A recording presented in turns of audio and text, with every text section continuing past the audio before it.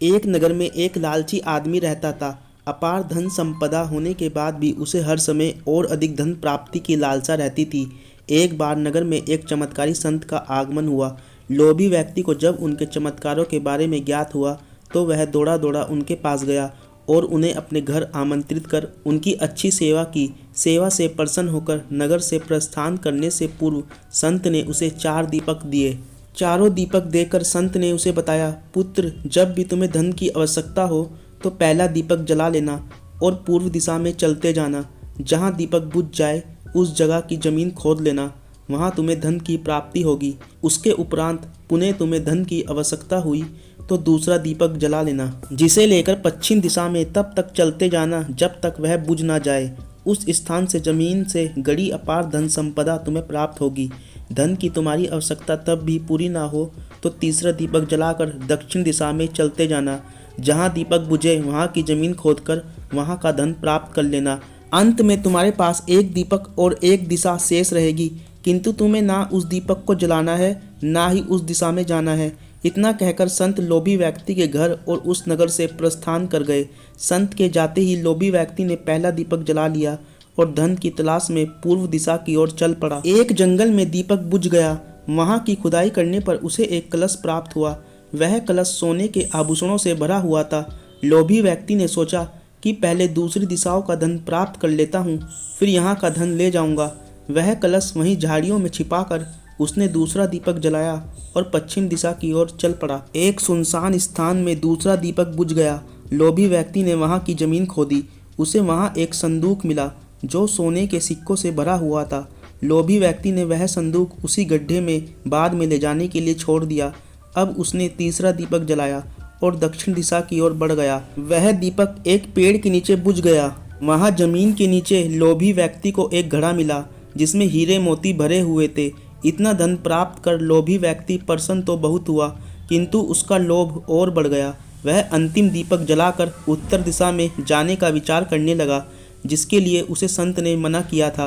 किंतु लोभ में अंधे हो चुके व्यक्ति ने सोचा कि अवश्य उस स्थान पर इन स्थानों से भी अधिक धन छिपा होगा जो संत स्वयं रखना चाहता होगा। मुझे तत्काल वहां जाकर उससे पहले उस धन को अपने कब्जे में ले लेना चाहिए। उसके बाद सारा जीवन मैं ऐशो आराम से बिताऊंगा। उसने अंतिम दीपक जला लिया और उत्तर दिशा में बढ़ने लगा। चलते चलते वह एक महल के सामने पहुंचा।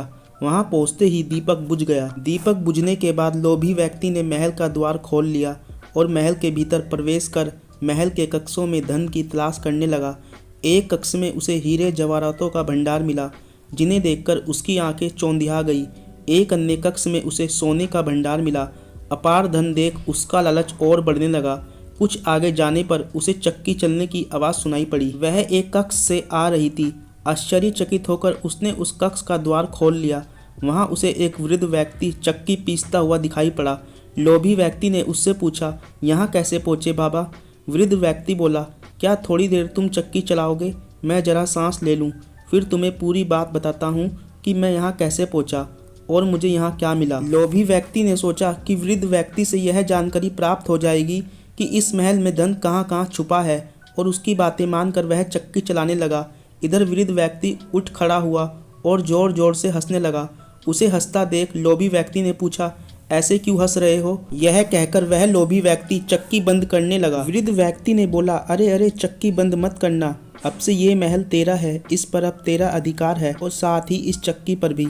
ये चक्की तुम्हें अब हर समय चलाते रहना है, क्योंकि चक्की बंद होते ही ये महल ढह जाएगा और तू इसमें दब कर मर जाएगा। गहरी सांस लेकर वृद्ध व्यक्ति आगे बोला, संत की बात न मानकर मैं भी लोभवश आखिरी दीपक जलाकर इस महल में पहुंच गया था। तब से मैं यहाँ पर चक्की चला रहा हूँ और मेरी पूरी जवानी चक्की चलाते चलाते निकल गई।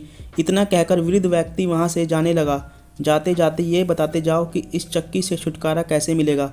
लोभी व्यक्ति पीछे से चिल्लाया, जब तक मेरे और तुम्हारे जैसा कोई लोभ में अंधा होकर यहाँ नहीं आएगा, तुम्हें इस चक्की से छुटकारा नहीं मिल सकता। इतना कहकर वृद्ध व्यक्ति चला गया। लोभी व्यक्ति चक्की पीसता रहा और खुद को कोसता रह गया। इस कहानी से हमें यह शिक्षा मिलती है कि लालच बुरी बला है और कभी लालच नहीं करना चाहिए।